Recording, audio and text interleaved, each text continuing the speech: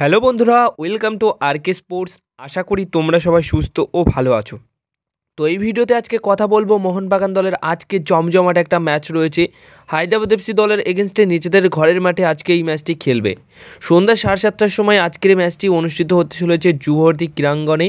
ম্যাচটি তোমরা লাইভ দেখতে পারবে স্পোর্টস 18 চ্যানেলে, ডিডি বাংলা এবং জিও সিনেমা অ্যাপের মাধ্যমে।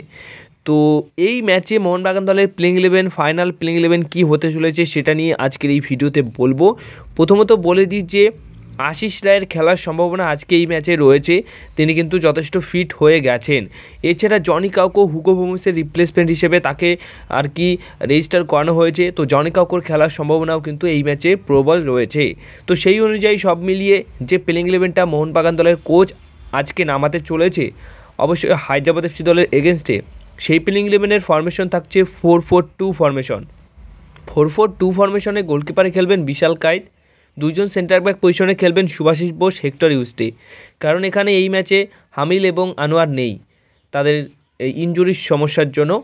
আশিস রায় প্রথম থেকে শুরু করতে পারে বা দ্বিতীয় হপেও নামতে পারে, তাই আশিস রায় এবং রাজ বাস্পোর যে কোনো দুজনের মধ্যে যে কোনো একজন খেলবে। আমানদীপ সিং অটোমেটিক চয়েস, একমাত্র লেফট ব্যাক পজিশনে তিনিই খেলবেন।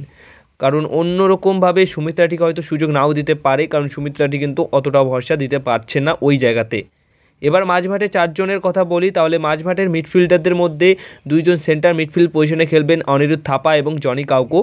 এই দুজনের জুটিটা যদি একবার ক্লিক করে যায় তাহলে কিন্তু সেরা জুটি তৈরি হবে মোহনবাগানের মাঝমাঠে, এবং আমরা চাই সেটা যেন খুব তাড়াতাড়ি হয়ে যাক।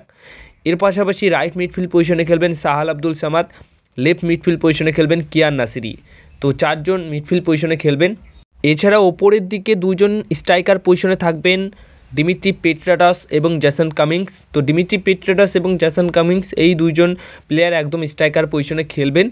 তো 4-4-2 ফরমেশনে এইরকমই একটা প্লেইং 11 মোহনবাগান দল আজকে হায়দ্রাবাদ এফসি দলের এগেনস্টে নামাতে চলেছে।